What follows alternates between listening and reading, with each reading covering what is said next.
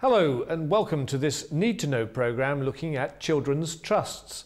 At a recent conference, 200 head teachers were asked how many knew what children's trusts were and how they worked. Just 2 hands went up. So now's your chance to know more than your head about this important change in education and children's services. Historically, I think lots of agencies have worked in very isolated little kind of enclosed kind of areas of specialisms. And I've been not reluctant but not real well versed in the kind of arrangements for how best to share the information that they have on children and families who are quite vulnerable with other people working with the same families in the same areas. Piloted initially by 35 local authorities, children's trusts have been rolled out across the country since 2007. They're designed to join together the thinking, practice, responsibility and accountability of all children's services operating at a local level. Above all, the aim is to put children at the centre, with all the services affecting them radiating outwards. The whole purpose of multi-agency working is to put the child and their family at the centre and to make sure that what their experience, what they interface with, is coordinated and joined up and puts their needs first. Services are much more aligned and there's a much more feeling of a common purpose, so that they're not working in conflict with each other with the same families, but actually they're much more kind of consistent in the approach and using schools much more effectively, because what we tend to forget is that schools are seeing these children and families every day, and they're the kind of crux of all of these, they're the catalyst and the crux for all these kind of issues. And I think increasingly, certainly in Southwark, we have a range of children with a range of vulnerabilities, but there are now consistent plans for those children whereby there's a single plan which lots of different agencies contribute to. I'm joined now in the Ministry's own studio by Peter Lauener, who is Director of Local Transformation, which means he's responsible for children's trusts here at the Department for Children, Schools and Families. So, welcome Peter. A lot of teachers still don't really understand what a children's trust is, so can you enlighten them? Okay. Children's trusts are partnerships. They're partnerships in local areas and partnerships that bring together all the people who are concerned with the welfare of children. So it includes the local authority, who've been asked to lead the partnership, but it will also include the primary care trust responsible for health services, plus youth offending teams, the police authority, connection service responsible for advice and guidance, and the Learning and Skills Council responsible for training. Is a children's trust also an entity in its own right? I mean, could you look it up in the Yellow Pages, for example? At the moment, it's not a legal entity. It's the partnership coming together, and the local authority takes the lead responsibility and indeed has a statutory responsibility for bringing all the partners together. We're bringing in new legislation to make it a bit clearer, because a lot of people have said it's not clear enough, and there will be a formal board set up, but it's still not a legal entity with its own budget. Now, all children's trusts share the same principles, aims and desired outcomes, but the way they can get there may reflect local conditions. We need to make sure we have a collective vision for a local area, which includes common understanding of what we need to do, what we need to prioritise in a local area, as well as looking at how we can work together better through integrated processes. So let's see how one head sees her own and her school's role within her local Southwark Trust. We've got N as our first child we need to talk about. And last time we were waiting to hear about Circle of Friends, and Diane, that's something. Of course, there are national guidelines and the national curriculum and lots of statutory frameworks within which we have to work. But there's also a huge degree of flexibility with the way that funds are delegated to schools, that actually schools have a great deal of autonomy to function in the way that they see is appropriate for their community. With your knowledge of the child before he'd even joined our school, that you were able to kind of oil that pathway between home and school, really. And I think in that case it was just a parent, a mum, who was very anxious about the transfer to the junior school and what that might entail, and just having that chance to meet with you and with the person who was going to be her class teacher for her son just made it all much more kind of homely for her. I think it reassured her to an extent where actually he's now beginning to flourish and thrive here. So Peter, is every children's trust and its relationship with schools, as we saw there, is it always the same? They're not all the same. In fact, there's a lot of variation around the country.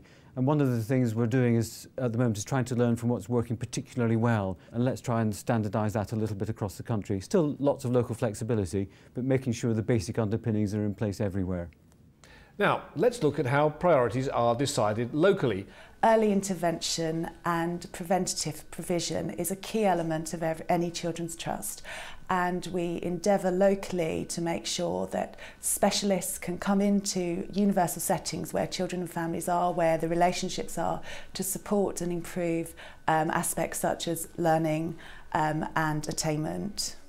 Under the Children's Trust, professionals working with children are required to promote joint working, to overcome barriers to sharing information, to listen to the voices of youngsters, their parents and carers about the services they're offered, and to ensure effective commissioning, planning and delivery of services to children and teenagers. So Peter, 4 aims there of Children's Trusts. How well are we doing so far? Are we doing well in all of those categories? Lots of good things happening around the country, but one of the lessons so far is that we want to get schools much more engaged in children's trusts, because it's schools that see most children most of the time, so they've got the best understanding of what the additional needs are. And so in the new legislation we're saying that schools should be involved in every children's trust. Now let's have a look at a multi-agency meeting at a Southwark school. These professionals, educational psychologists, children's services staff and teachers are discussing what's needed to help local children effectively. Okay, so M is the next child, and I think there's been quite a lot of action on that case since the last time we met, and I think, has Nicola fed back to you about all of that? Yes, Nicola had a good conversation with Ros. She's been doing some assessments with them and is very worried about her mental state, which is good because it's very reassuring for us, because that's where we're particularly worried. But they're also concerned, that the child protection issue might have been closed a bit early. So they want to do a lot more work getting to know her to see whether she might possibly disclose some new information. I think that's their thoughts at the moment. So yeah, going really well. That's ongoing. What I'm really pleased about is that although the support from some houses, somebody external coming in, from the behaviour unit, they've worked very hard to make that joined up so that it's not just that M's okay when that external person's there, but it's about the relationships with all the adults really who work in the year group. And also, I guess it's quite a complex case. I know, Catherine, you've done the CAF. It's about, I think for me, it's just ensuring that everyone's part of that single plan now, and that the onus may fall on you to kind of coordinate, kind of team around the child meetings initially, certainly, to ensure that it's all joined up now that there's lots of different people involved. Information sharing around children and young people is key to early intervention and preventative provision, but also to securing better multi-agency working to support the different needs of children and young people, which often need a number of different practitioners to be involved. It should work, but it's not working at the moment. Mind you, it is new, we've got to give it time, but you know, I've had a child where there was a problem in the summer. We were not passed on that information, and the parents got a bit cross because we were doing one thing, social services were doing something else, and that was lack of communication. Policymakers at all levels, at central government and local government level, have to keep on, high on their agenda about who are the actual practitioners delivering this stuff, and are they really aware and understanding the theory and the concepts behind the decisions which are made, which I believe are, very, very sound ones. He's a child that I supported in his previous school, where things gradually deteriorated to the extent that he was in danger of permanent exclusion. But we managed to help facilitate a broadly a managed move, I suppose, Liz, is how we broadly call it. You wouldn't believe he was a new child. He's just fitted in so well. So well. I had an email from Mum, which is kind of mirroring what you've just said, really. But she's delighted. She thinks she's got a different child to the one that she had before. Yeah. Now, in general terms, you've been consulting on how things have been going since 2000, or beginning of 2008. How has the consultation process gone?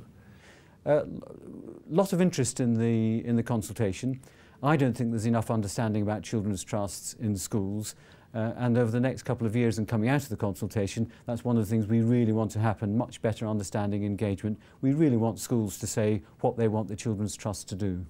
A key part of the 2004 Children's Plan is the strengthening of children's trusts. They'll be expected to deliver measurable improvements for all children and young people, and by 2010 to have in place consistent high-quality arrangements to identify those young people who require additional help. So Peter, are we on track then to meet that by 2010? Well, in some parts of the country we are, in other parts no. So what we want is for every Children's Trust to look at their arrangements and say, can we now meet this target? And if not, what more do we need to do to meet it? Now, Children's Trusts will be commissioners of services, won't they? So how does that change things from as they are now? And how much help will there be in guidance centrally for Children's Trust in how they should commission services? We've published new guidance for Children's Trusts, which reflects the consultation that's gone on over the last few months. There will be new guidance again on the kinds of things to look at in a Children and Young People's Plan. And there are also two really important organisations. One is about to improve commissioning practice, which will be available to Children's Trusts. And also there's a new organisation called Centre for Excellence and Outcomes, who again is doing some really good work, learning from good practice around the country and spreading that to other Children's Trusts.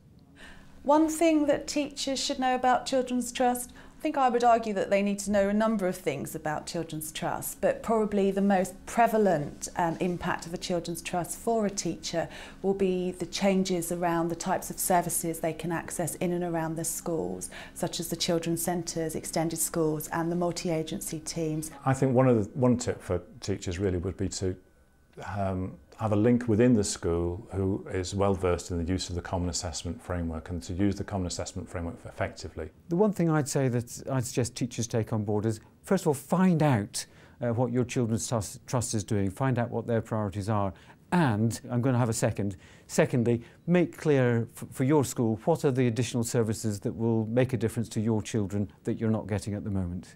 Thank you. And my thanks to Peter Lauener and to everybody else who's helped to explain how Children's Trusts will work. Goodbye.